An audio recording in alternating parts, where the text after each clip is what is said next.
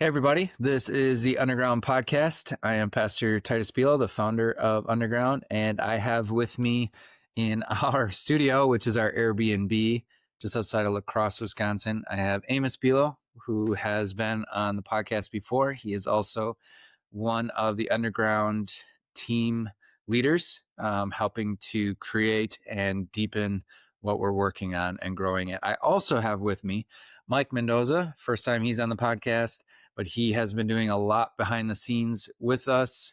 And both Amos and I have known Mike for a long time, as we all did a Man of Character, what would you call it? Brotherhood, 6 months. Brotherhood, that's right. Program. For 6 months, we did that together, and it was awesome. And we liked each other so much that we wanted Mike to be a part of this right away. And he said, yeah, that sounds cool. Yeah, I said, I'm in. Got this. He rounds us out really well with skill set. Titus and I are a little bit more vision focused and ideas and creativity, and Mike is very talented at operations and structure and finances so that we can actually accomplish the vision. So we're really happy to have him on board. Yeah, thanks. It's been awesome. My job is to make things bigger, better, faster, and stronger. Yeah. That's what we need. Yeah. Mike reminded me of a test that I took once upon a time called the DISC test. And it reminded me how little I think about finances. And I'm not an economic thinker. And so I definitely need help with that. And I am obsessed with spreadsheets. I love spreadsheets. And your job title, could you remind us what that? Yeah, so I work in grocery stores. It's called Fresh Time, and it's a continuous improvement, which is basically how do I make things bigger, better, faster, and stronger? So yeah, kind of fits right into kind of what I enjoy doing and I love doing. And so being able to be a part of it is just more fun than it is considering like being a job or anything. Sure. Mm-hmm. Could you explain how you take that into your role with Underground, the continuous improvement? Yeah. So basically kind of look at like how we do things and how we can streamline things or make them easier. Especially when it comes to like building out like how we put out content or how we make a standard operating process or how we make it so we're super consistent and have consistent communication. And we're all like one voice instead of kind of all going in different directions. So it's more just kind of like create a system that helps us all gel well as a team. Which is really helpful for me because I do kind of a scatterbrain with a lot of different ideas. So it's nice to have someone helping to funnel and direct that energy in one direction. And I think, Amos, you would agree with that too. Although I think you do it pretty well. Yeah. So I'm kind of like the integrator, which takes the vision and kind of boils it down into 10-year, 3-year, 1-year goals, quarterly goals, kind of run the meeting. But as we're going, we create things and then we need to, in the present, actually create some systems so those things keep happening and that they can get tweaked to be better and better. And that's when Mike really comes into play. I help start things and make sure we're going the right direction. Mike helps keep us straight. Yep. And then course correct and make things better along the way. Yeah. But I think Amos and stronger. Yeah. I think Amos and I do a really good job though of just reeling Titus in. Like sometimes Titus has so many ideas and it's like, all right, well, we can do like a few of these. We can do them all. At least right now. Yeah, right now. But we made a lot eventually. Yes. And we made a lot of progress in a little bit of time because of that structure, because of the team. We have an awesome team, 6 people. And one of the big milestones was actually why we're together.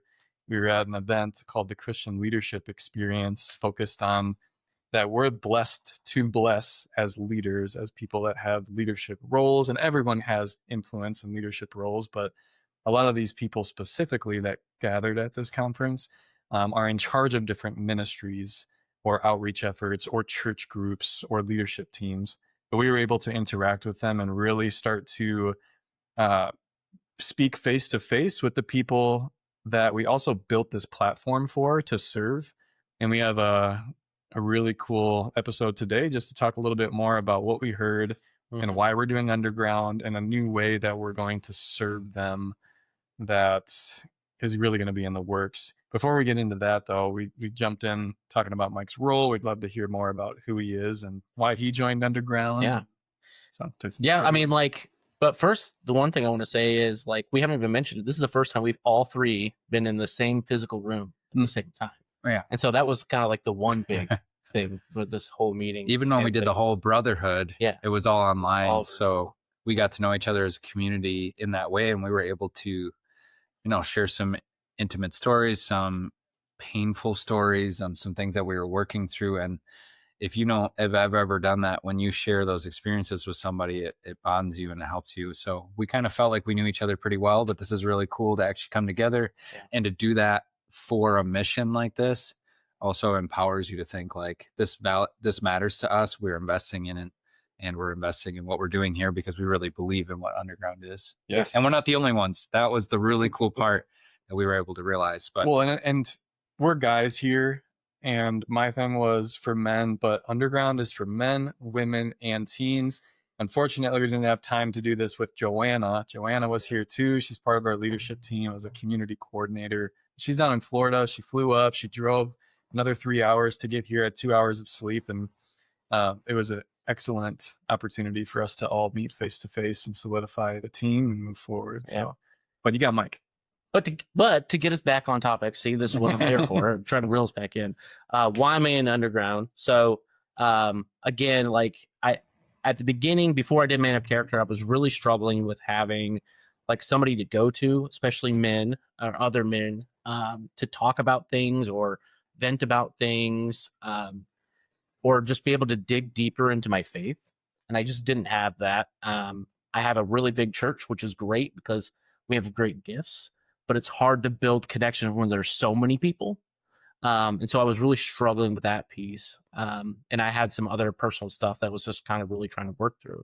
And so Man of Character came around and it really got me to dig deeper in my faith because I feel like I was like, I believe in Jesus, but I just wasn't like studying.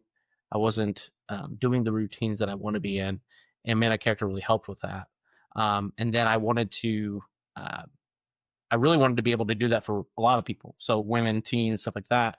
And then Titus kind of approached me and was like, hey, we got this really cool thing. And I was like, that's great. Because I have this passion for like wanting to create almost mentorship programs in my church that can kind of help with that. Mm-hmm. And so it seemed like a really good way to get in, help and do something that I'm really passionate about. But as far as like why I'm an Underground, it's like dig deeper in my faith. Have people that I can talk to that are going to be encouraging and to be in a safe space where I don't feel like somebody's going to come in and attack me or degrade me for something that I'm struggling with. So I've been really, really enjoying being a part of being in the app and in the network just as much as I've been enjoying helping with it. So. One thing that's cool about what you're saying is that you've had a more involved process and relationship with us. So we obviously had trust to have you on the leadership team and ask you to take on responsibilities. But this month, you are even supporting that mentorship opportunity with yourself and with others to dig deep by leading the content for this month. Because each month we focus on one of the 4 classes of kind of biblical character that we study. And Mike gets to do that this month. But the cool thing about that is that if you are feeling the way that Mike feels, we're going to give different people from around the country or the world, depending on our interactions, they'll have the opportunity to lead the content for a month. We'll give them access to that pillar of content and kind of lead a cadence of conversation and respond to them and get to have that leadership experience, that mentor role versus just being on the receiving end at church a lot of the time. So we get to train discipleship. So I'm excited about that. Yeah. And the other thing I really like about it is like it's varying levels of Christian maturity within the group too. Not just from like the teen level and the adult level and like the grandparent level, but also like I think one of the things I struggle with at church sometimes is like most of the people that are at my church have been in the church since they were little, like very, very little. And I was not that way. I was baptized as an adult. I had to figure that all out as I was kind of growing up, and I got led to this church. Thank goodness for my wife, and I've been able to kind of grow, but I'm still like young in my faith, you know, Mhm. because it was September 11th, 2012. So I remember that specifically. It's a memorable date. Yeah, That's it's the pretty first memorable. part. It's a pretty memorable. Because it's day. my birthday. Yeah. Oh yeah, it's Yeah, also that's why Amos's September birthday. 11th is That's your right. birthday. Yeah. That's why I remember it. No, but like I'm still young in my faith, and the group is so welcoming, and it's always scary when you're in a church and you were baptized as an adult of like I don't quite know the Bible as much as you, right? Yeah. And you kind of feel like nervous to like be the one to speak up or ask a question or whatever, and I'm able to do that within the app and not feel like ashamed or anything. So That's a really good point. Mhm. And something we're hoping to foster in it is always have a tenor inside of Underground that is built for wherever you're at, whether you're new to the faith or you've been in for a long time. You can ask those questions. And when people respond to you, it's not just like, oh, you idiot. Like, you should have known this. Like, how do you not know this already? Like, what did your parents not, whatever it is, like, but the response is like, let's talk about that. Like, let's talk about the truth, and then let's talk about what that means in our daily life, depending on where you're at. And that's a really good conversation for everyone to have, regardless of how long they've been in church, and to have it in that way. So, and so far we've been able to create that. Joanna, who we said had to head out, she's so good at encouraging by just the way she talks and the way that she comments and encourages you. And so that's why we're so glad to have her. Plus, it's not just about dudes. And and Joanna's a really good one to obviously demonstrate that as well. she bounces us out.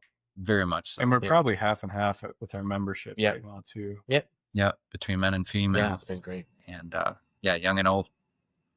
Yep. So speaking of the community and Underground, this conference again got us in contact with a lot of leaders. What were some of the key concepts for both of you, and just talking to the other booths, because we had a booth there, talking to the other people at booths, and then the other leaders that were attending and having conversations with us about what they do and what we do and what stood out to them? Well, the one thing Mike mentioned already is like, I have a lot of ideas, a lot of thoughts, and Underground has grown out of that.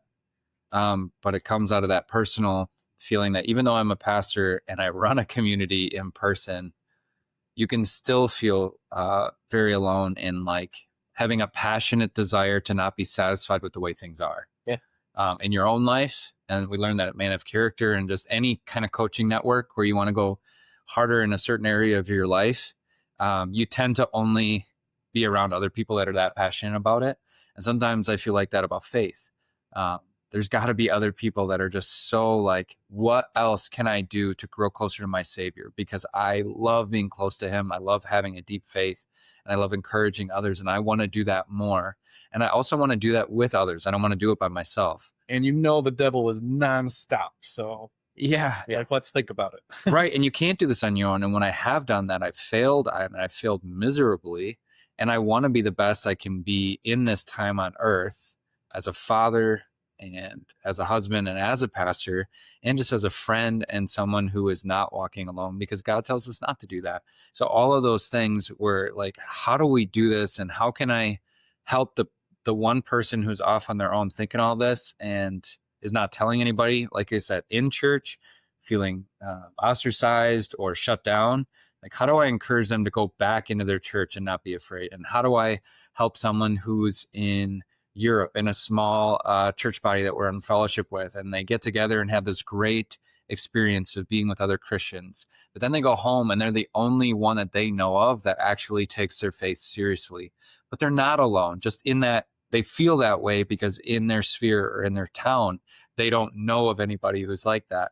And it's like, how do I help them while helping me? And that's what birthed Underground. And the reason I brought this all up is because being at this conference was very affirming that way, because these guys have loved it and got passionate about it. Like, I asked Mike about it. Joanna was just like, yeah, I'm in. Like, I need this.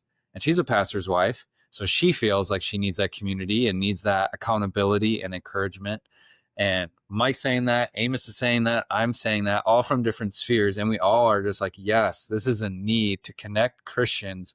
And I keep saying it's a positive peer pressure group to encourage Christians to go deeper in their faith and to be encouraged to do that instead of walking away from it or being less excited about it, because no one else is that fired up. No one's a Jesus freak like that. Like, why would I do that?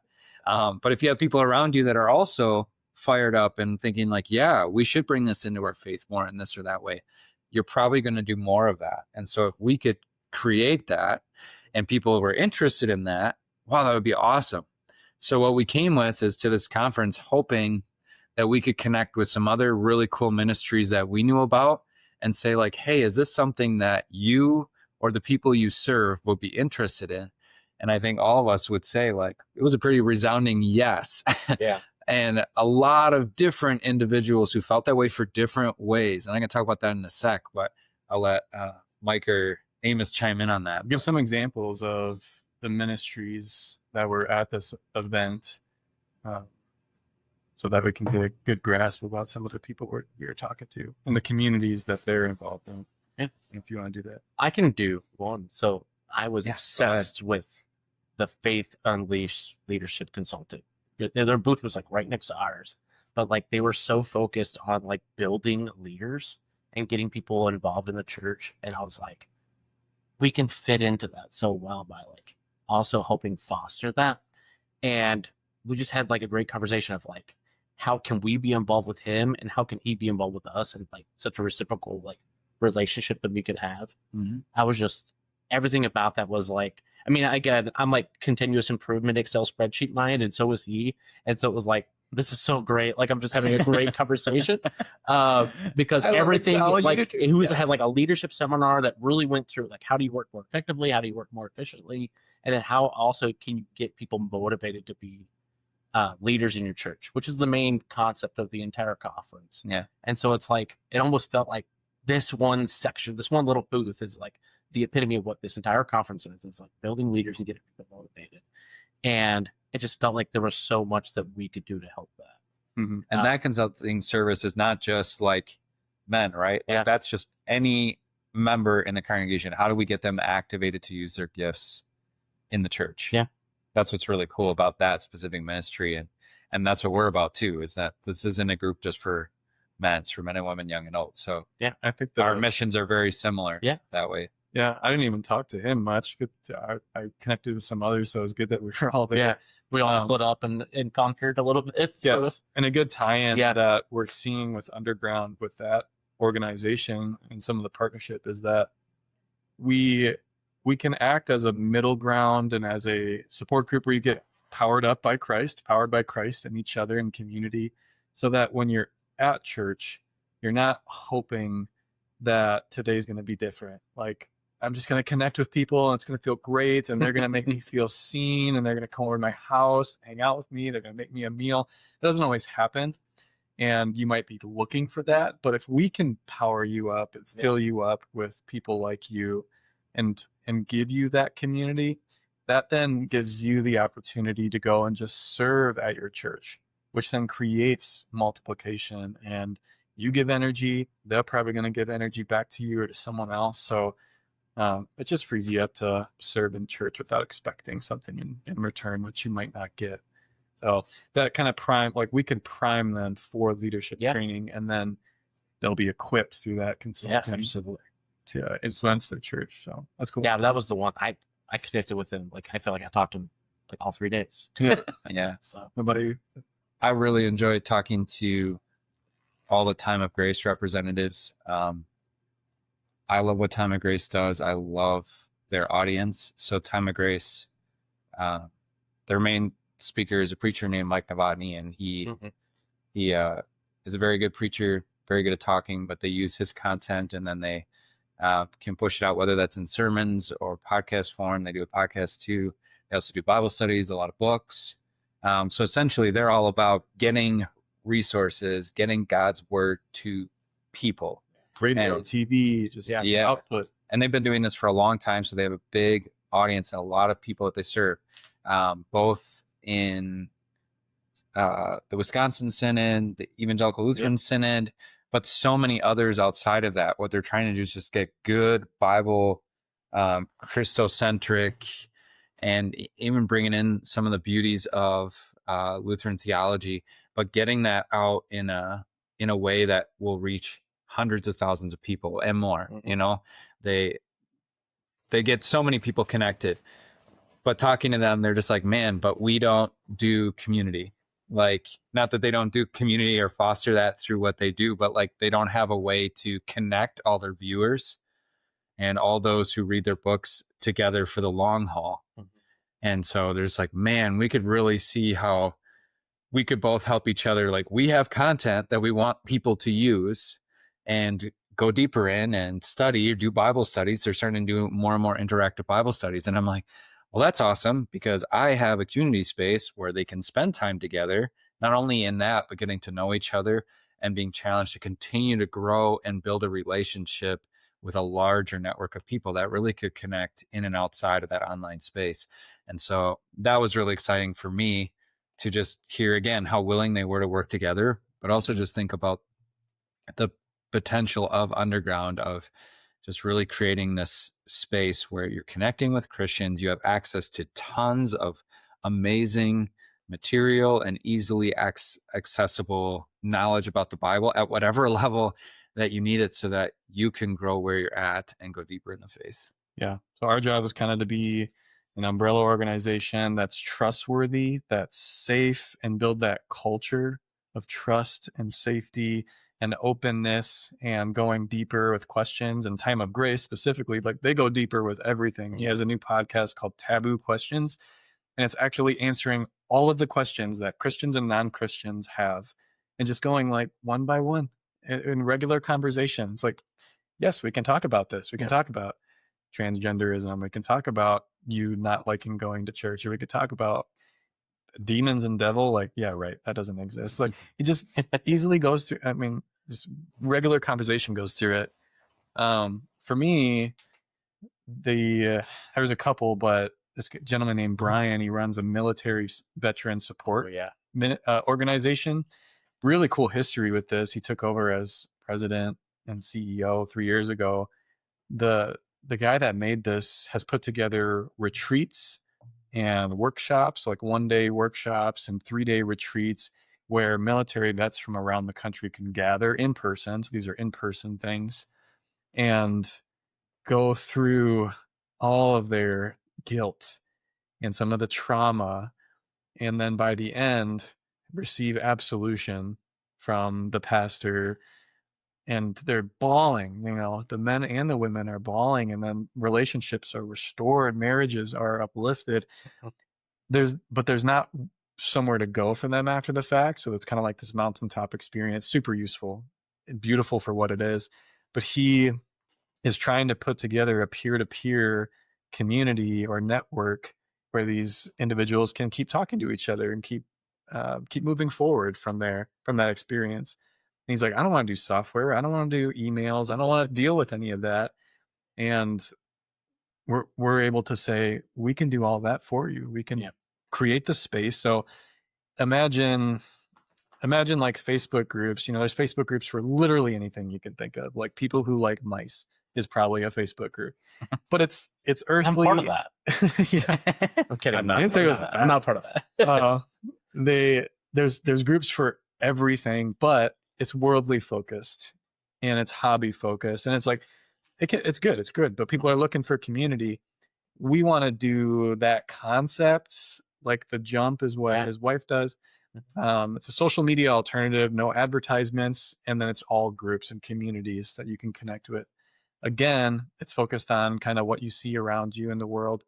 We want to take that concept and have it all be focused around Christian thinking and formation and maturity and support and going deeper in our faith on this journey, side by side, arms locked with people like you and unlike you around the country, to our heavenly home. So this has given us really just the push to start pushing to go that direction, have a group for that and a group for this, and let them connect into the larger community and the patterns that we have for content. So that was a good one. And other people are like, oh, well, would you do this for parents with kids with disabilities? Yeah. And would you do a subspace for this? And my daughter does faith and fitness. And it's like, yeah, we can do all of it. Yeah, there's so much stuff that I feel like Like we if need you're to passionate support about that, groups. Yeah. And to be fair, like we just talked about 3 of them, but there were so many great like ministries and exhibitors that were there. Yeah. Like it was so great to connect with so many people. Like Christian Life Resources was great. And it really hit home with me because they do a lot of work with like parents who've had miscarriages. Because we didn't say that, but I have a wife and 4 kids and I have 3 miscarriages, and those are really, really tough to get through.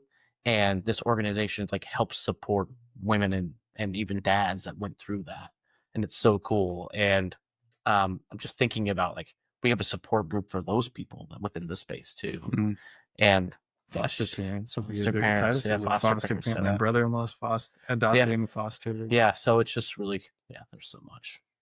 There's so many cool people and cool ministries, and I think that was it was so awesome to see all these great people doing great things for Christians and for people who are looking for Christ or looking for something. There was just so many great things. And the sincerity was that so, each of them like- had, like that was contagious. It's like Yeah. each one of these people believe firmly in the grace that they want to bring to these different people groups and different situations, and it was humbling. I mean, it's beautiful to be counted among them for a weekend and motivated. That was Like very it was cool. like, Yeah. wow. Well, and that in and of itself is another group that they didn't specifically ask for, but they showed that they cared about it by being at the leadership experience. Yeah. A group for leaders with ministries that are doing everything themselves. You know, they're doing the fundraising, they're doing the fulfillment, they're doing the client like relations. But we could have a group for us and other leaders to talk about the highs and the lows and the in-betweens of ministry, not necessarily being like consultants in any way. It's the community aspect so that they have the energy to keep going and get consulting or coaching or just keep working hard. So we're excited about that too. Yeah. And then whether it's the leaders or anyone in those groups, we support them because we're all leaders in our own way already, but we got issues, you know, and that's the reality is like, no matter how solid someone looks on the outside, underground or inside of their own heart, they're going through stuff. And that will never stop in this world because we have a sinful nature. We are all going to be fighting our old Adam and trying to build up our new man through scripture and encouraging each other with Christ and being powered up by him. And we can only do that when we're getting God's word in us and we're gathered around those sacraments that empower us from him. But God has made us as a body that encourages one another. He commands us to gather together and do that. And we all need that. Every one of those passionate leaders that were there were partly there because they needed that. Yeah. And that's why you have like multiple worship services and stuff, because we need to be filled up with that so that we can go back out and fill others. And that's a big part of Underground, because whether you're burned from a church or you're a leader in the church, or whether you're isolated all alone or you're around a lot of Christians, you still need to go somewhere to ground yourself. And the hope is that Underground can be that, whether it's through support, whether people are praying for you, whether you're able to share and confess and receive that absolution, kind of like you talk about the military group, or just be trained in that situation, what to say and what to do, and just find someone else who's been through that. But then to take all that after being bandaged by the underground community, underground church in that way, and you go back out into your church, your local church, and into your community, and you serve them. And you go get them behind enemy lines and help them. So if you're thinking of like that military type of thing, and Mike likes to say this, like, I want people in my foxhole. Yeah. I love that. You know, it's just, you want people in the foxhole when you're taking a break from popping out, trying to attack the enemy. You just need to catch your breath, eat some food, encourage one another, and then get back out into the fight. And that person next to you is going to do everything they can for you. Yeah. Your brothers and sisters in that foxhole. Yeah. It's really not, we're not trying to take a lot of people's time. We are wanting to be a constant community that you can come to just unload something or ask a question or ask for a resource, or give a win, give a praise. Get a it's just question like, that makes you think about it, and you're Yeah. mentally locked in on what does God want from me in my life right now, instead of I got all this to do and this person just yelled at me and I can't believe what this person just said. But you're getting that little dose, whether it's 20 minutes, spending time in that app and just seeing like, oh, that's awesome. They're praying for me. Just recentering. Yeah, recentering. And we all need that desperately. And this is a Get cool way back to on the do it. surfboard. Yeah, Right. that's right. Yeah, there's a speaker that talked about life kind of being like on a surfboard and get knocked off, get back on, but you're riding the wave of the highs and the lows and the in-betweens, like all the things life throws at you. You can't stop it. No. Life keeps moving. There's someone there that her first daughter was born with cerebral palsy, and so basically that is her whole life potentially planned out for her now. It's just what life gave her, and now she has to learn how to balance and navigate that new wave that she's going to ride for a long time. And even 4 years in, she's still struggling with it and dealing with it because it's a daily and a monthly thing that is her life. So having this as a place where she could potentially go to just unload that, or maybe connect with people in a similar situation. Just imagine the pressure and the weight releasing off of her, maybe to the point where then she can go reach out to someone in person, because digitally, it's not the be all end all. Like what we've been talking about is we want to power you up to go back in person to your local group and your local people, but be built up enough where you can serve just as much as you desire up to receive, because that's so important, to serve and love, and that's a hard thing to do. But the digital space is kind of a good middle ground, underground. Like it's a good space to start that direction in a safe way, almost semi-anonymous way. This is literally the first time we're all three in person together, but the relationship was strong enough that it got us here, got us together. We're comfortable with each other, and then this is where it's like a big milestone of solidifying everything that we've done for years together. So, And just Especially imagine, felt like we were like, I know you guys are physical brothers, but it just felt like I was just part of the family. yeah. Like, And that's the hope, like, down the road, we love the idea of thinking of like, we got regional pods getting together because they live close to each other, or we're doing something in Wisconsin and people come because they're like, I want to meet that person in person.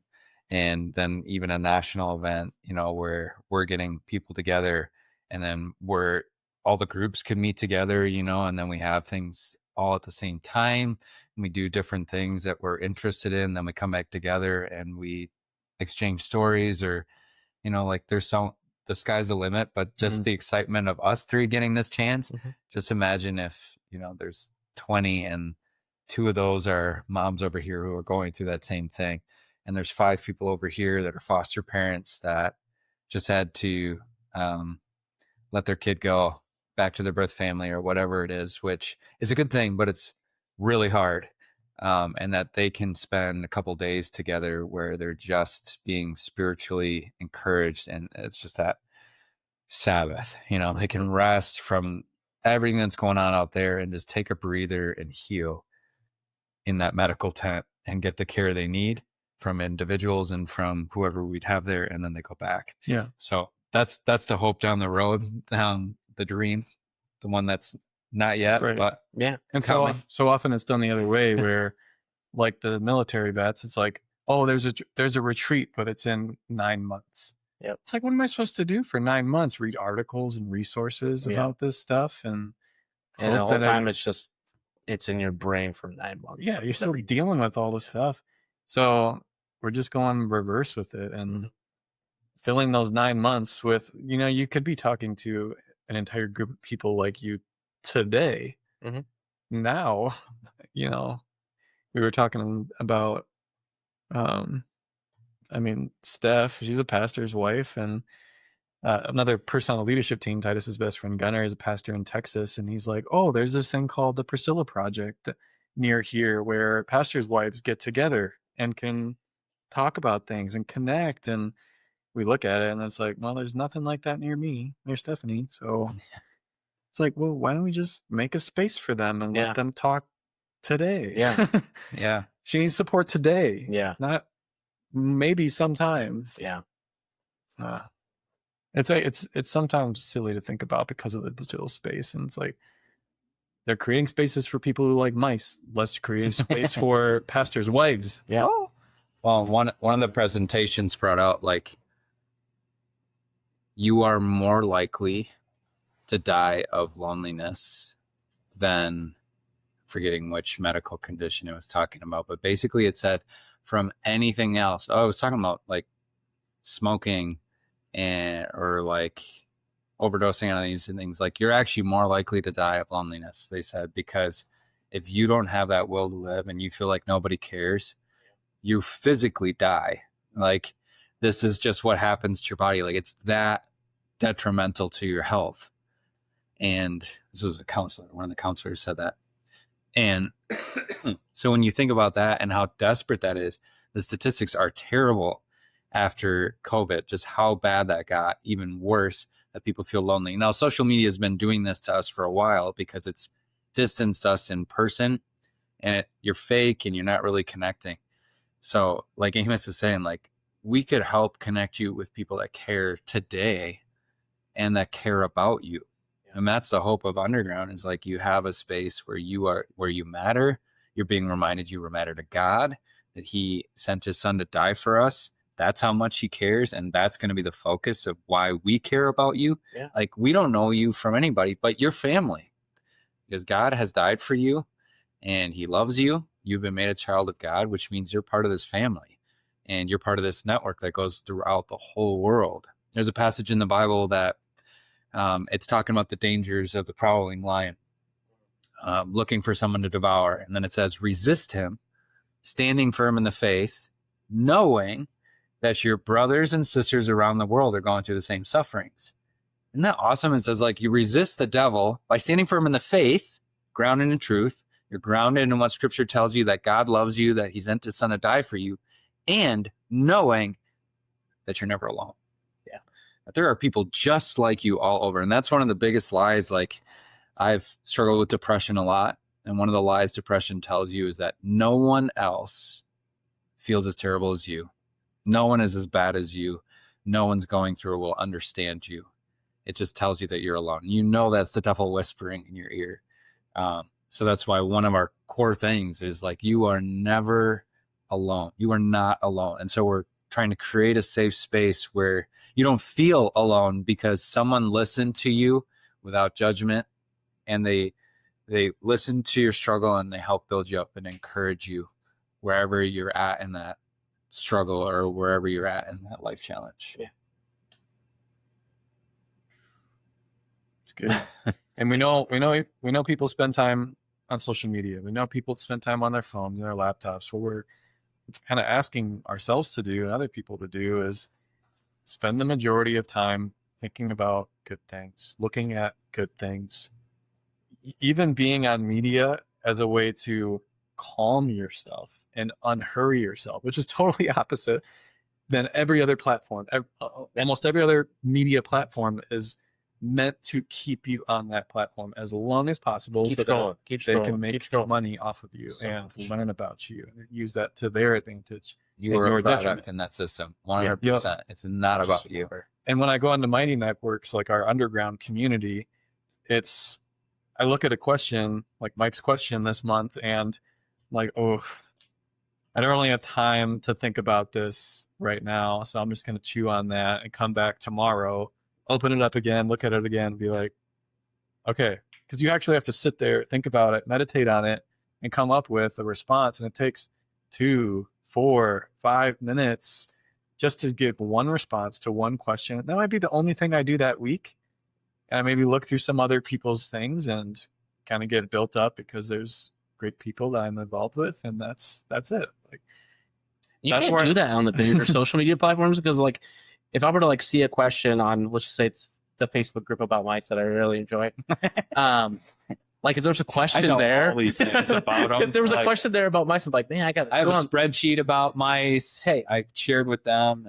But if I had if there was a question posted and I was like, oh, let me chew on that for a couple of days, And if I came back like the next day, I would never be able to find that question ever again, because it would have been buried underneath this ad and this ad. And guess what? Like 75 other people posted something about mice. And it's like, well, now I can't even find We get distracted by a whole other. and then I'm just now it's like, oh yeah, there's that snake page I really like because they eat the mice. Like, And then there's now I've completely lost complete train of thought, right? So I was gonna say, and then you take a step back, and it's like the mice don't even matter. yeah, don't Like they don't. ultimately, this doesn't affect my soul, and then it's just like, Yeah, and This is it doesn't so- matter, right? But then like, it's nice that nothing gets buried, and right, like it's there, and it's there for me to kind of check back into.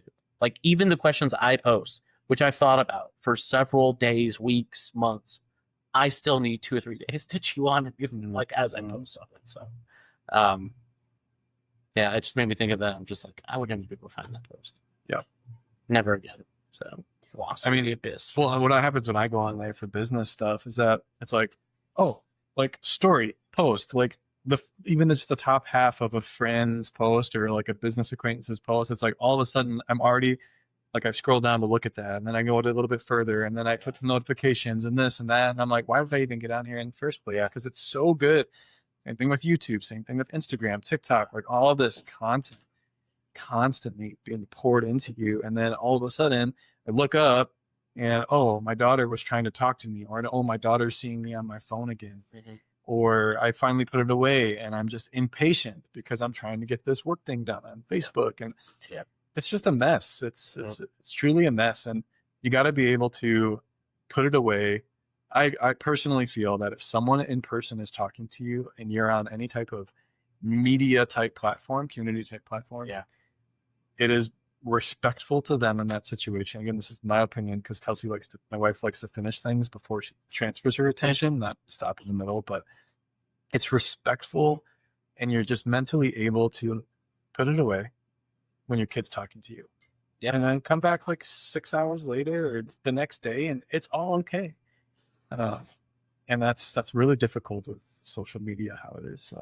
yeah, it's such a challenge, and probably all of you listening know how much it is, especially parents. Like, how do you balance that with your kids, and how do you keep them balanced from spending too much time on social media and getting so much of their identity out of the responses?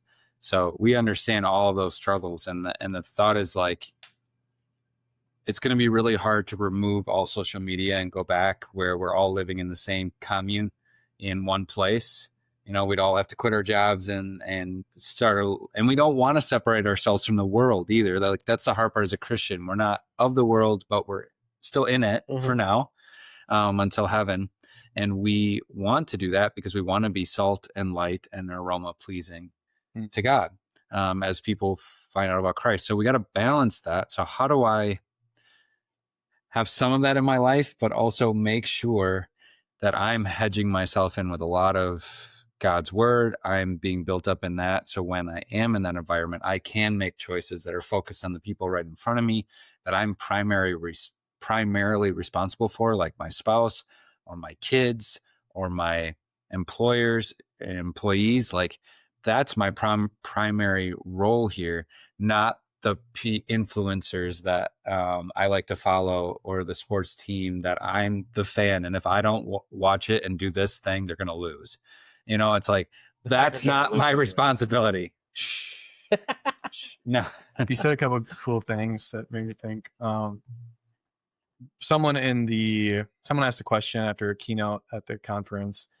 What do you do for someone that doesn't have the skills to be aware of their situation and input that's coming in at them? Think of like a teenager or a young adult that was never taught with a role model or mentors or good peers how to handle the world that's now being poured into them on all sides. Imagine someone in Sweden who 99% of the time they're getting pushed atheism and happiness ideology, whatever it is. Where do they go to gain the skills to be aware and to step back and then lead in Christian love in that situation? It's like, I don't know.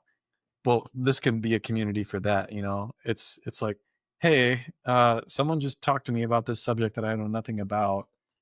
How do I approach this? How do I approach this? And we can be a connector for that, and maybe just offer some initial support, but then connect them to bigger things. So big connector to all the beautiful resources and ministries and people around. And then the other thing was, and I'll just say that point real quick is that, especially in what we would all acknowledge is an American culture that has become less Christian, and Europe already has been dealing with that for a long time, where being a Christian is not the default. You might be part by name of a state church or another church, but you're not a practicing person. You don't actually believe in the Bible.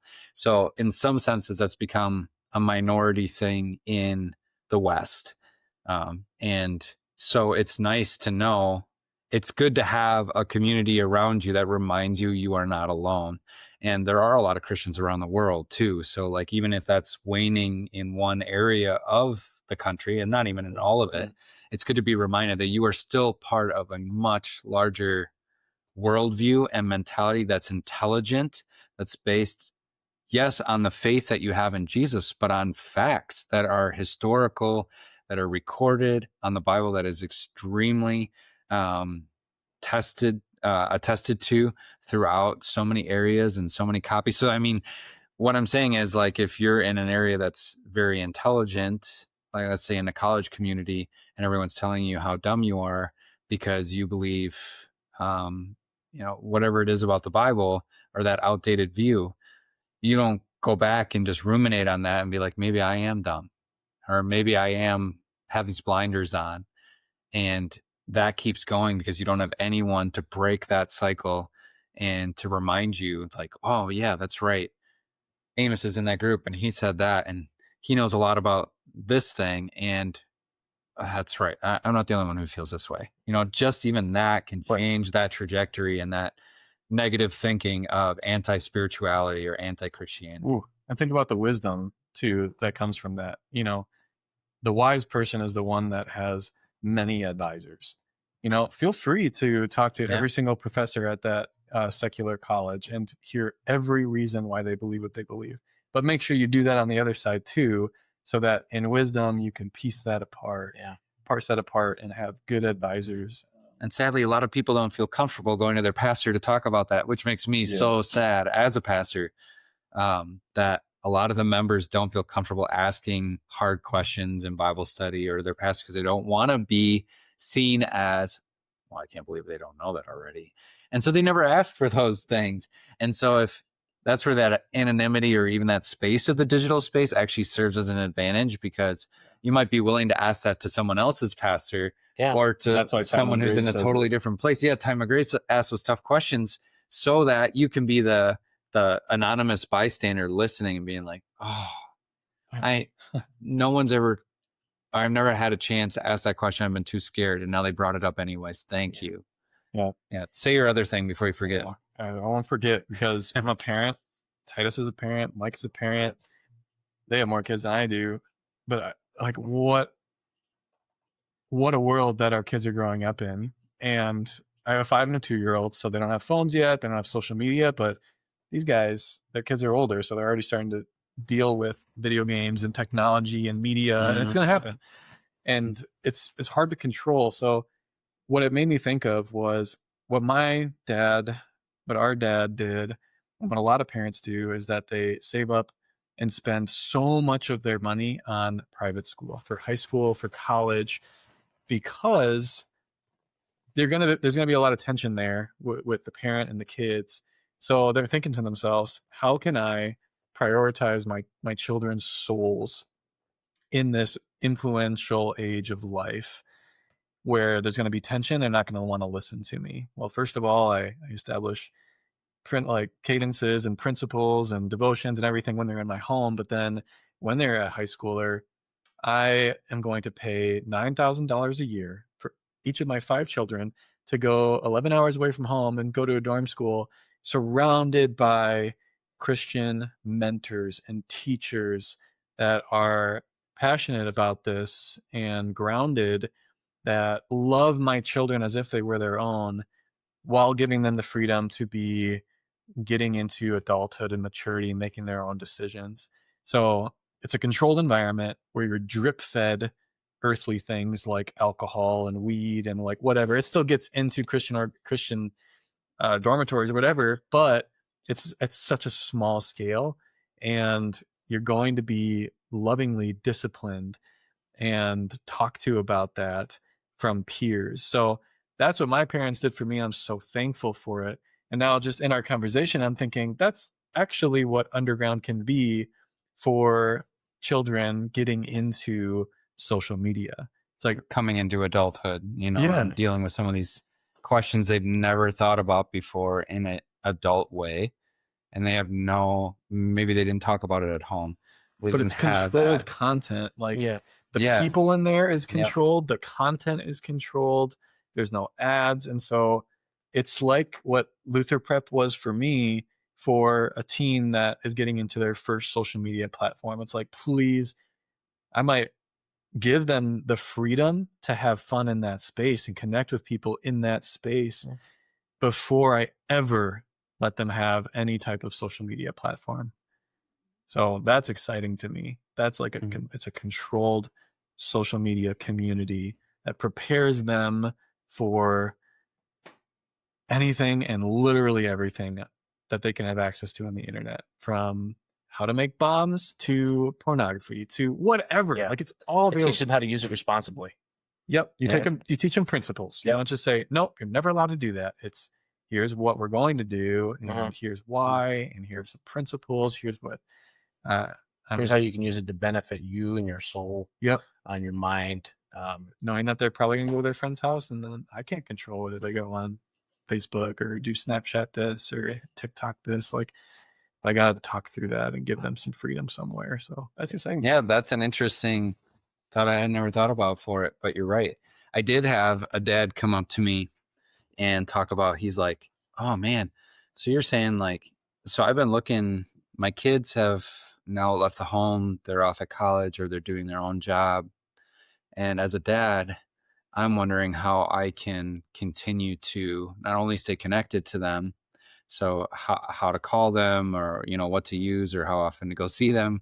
But how do I carry out my role as their spiritual father as well, who leads them to Jesus and leads them to their heavenly Father now that they're out of the home? So he's just thinking, and he's like, I could see this being really cool if my boys want to be a part of this, that we could all be a part of this. And we are together then going through these concepts. And so seeing each other interact, encouraging each other there. Plus you can private message people in there too, so they could still talk to one another inside of it. So it'd be totally separate, but devoting that same time with each other in this digital space and being able to keep that contact through this. And that was another way that I never thought about this platform being used, but that's brilliant because then their earthly father can continue to be an influence on them as they go off to college, or maybe other friends that they've connected on there, you know, and that keeps them. So you can have campus ministry groups. So there's just so many ways that it would connect you to other Christians who are at different levels of spirituality or going through the same thing. And I just think there's so much potential for this to help and to embody, again, that early underground church idea of, you know, these Christians hiding from the authorities, hiding from those when Christianity was outlawed. And so they would meet in their homes and then prepare to stand before the emperor, stand before the authorities and say, I must obey God rather than men. And even if my flesh is destroyed, I will see God, and then be killed in the arena.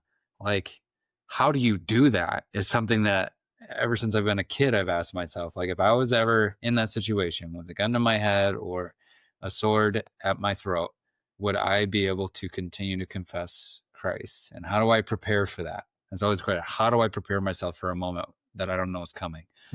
And hopefully this could be the answer for some people. Oh, and Americans, like, we're going to get so much more encouragement probably from people in Sweden and Norway, where there's like 350. They're used to fighting alone. Yeah, they're always alone. And then like China, you know, I don't even know if Mighty Networks, which we built our software on, like our platform, I don't know if Mighty Networks is an overseen platform, but if it's not, then we could invite maybe a new people door who literally meet underground right now to connect still a with thing. us, and people in Japan and Thailand and Taiwan, like all the ancestry and the worship and the honor, they're terrified to break off of that because they will be potentially shamed and shunned from their family.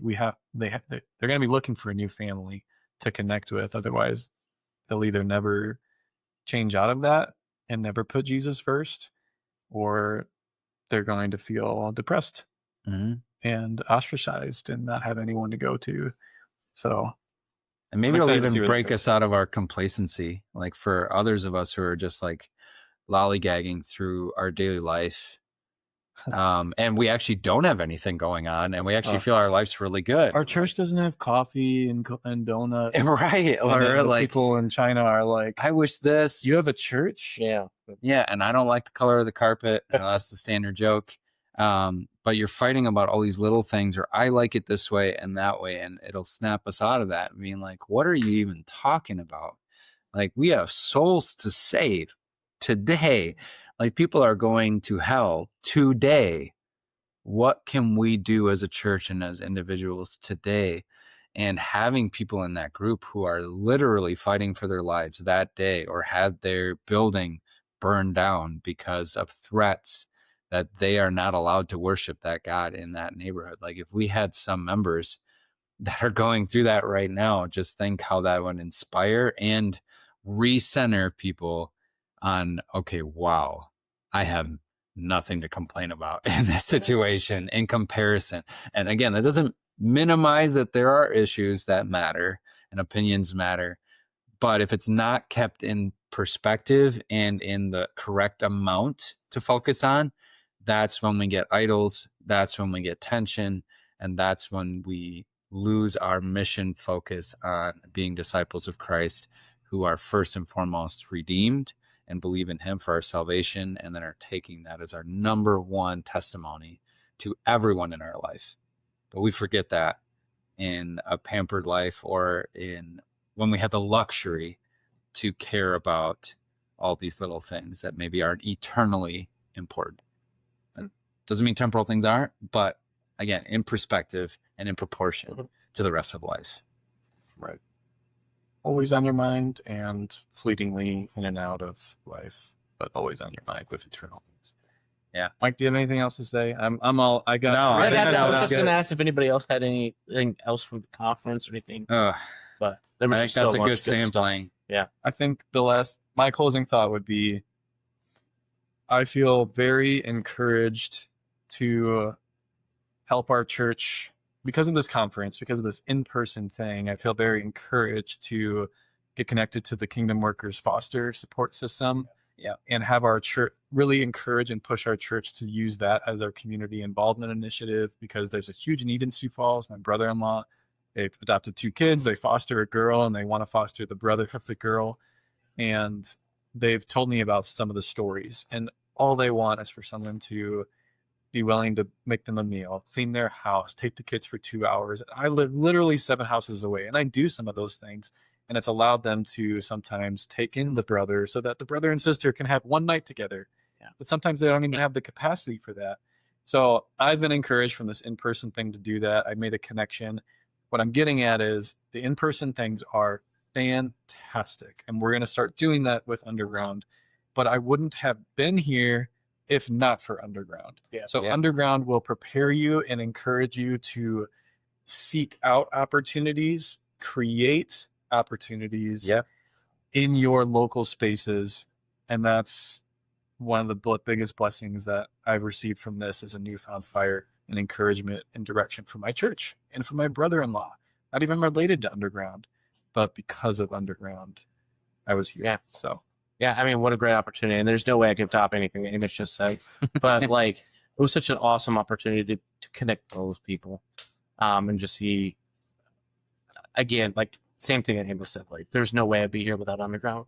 Yeah. And it was such a blessing to be here. So one thing I could say is what we could do right now, because we don't yet have those gatherings on the calendar for Underground. They're coming. Stay tuned. Is there are opportunities like this out there. So what we can do as Underground now is plug the ones that we know will get you connected to people like this, or to resources, or to opportunities to talk about these things and then maybe practice some of these skills. So at this time, we can still help direct you to that.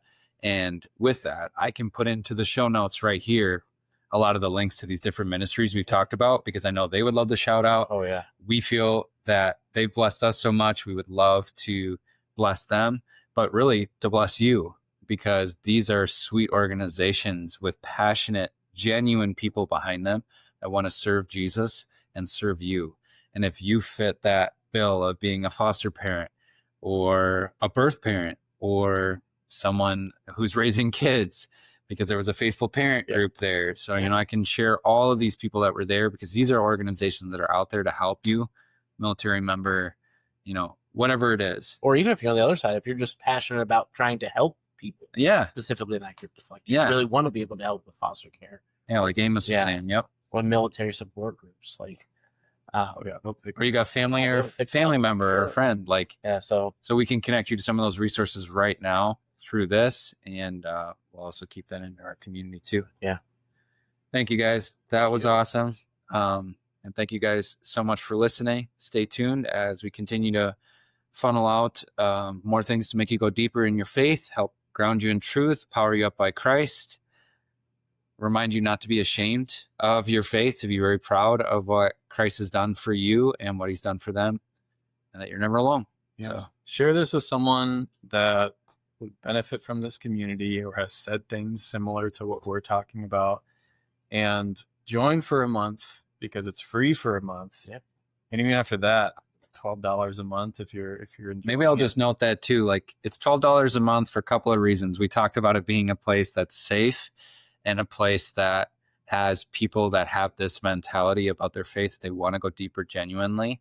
And the advantage of having that $12 monthly cost after that free month is that those who are in there are going to have to at least somewhat think this is important to pay that monthly fee. And we've seen that that's improved it from like Facebook or a Facebook group, because you just get a different breed or a different people at a different place and a much more genuine commitment. And so that little bit helps with that. So that's part of the reason for that, but it also allows us to think about these national gatherings coming up. So if you're wondering like, wow, I didn't do that, but go today. You can sign up, try for a month. And if you're just like, it's not really for me, that's fine. But we'd love for you not to miss out on this opportunity, and for us not to miss out getting to know you. Thank you for that plug. And for just a continuous improvement aspect, if you didn't like it, I love feedback. So bring the feedback. So especially if you didn't like him talking about mice. We want to log that, and please do, because you'll put it in a spreadsheet and then I'll quickly drop that. I'm terrified by snakes, so I don't even know why I mentioned that. Do you like snakes? I hate snakes. Oh. Okay, but if there was an actual random group that you would be a part of, what would it actually be? Because that was all just me. Like a retro video game collecting group. No. And we got... So I should talk to other nerds about video games. That sounds awesome. I'm okay with that. And then we have another one of our leaders that you guys haven't met yet, but hopefully soon, because he's now in Wisconsin, so I can find him. His name is Jeff Olson, and he loves pens. I don't know much about it. We don't get it. No, we don't get it. But it's a big probably, deal. I can get it.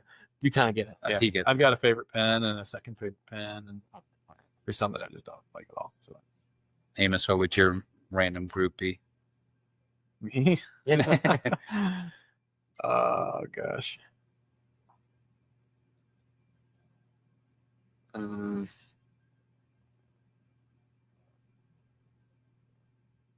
It's really mice.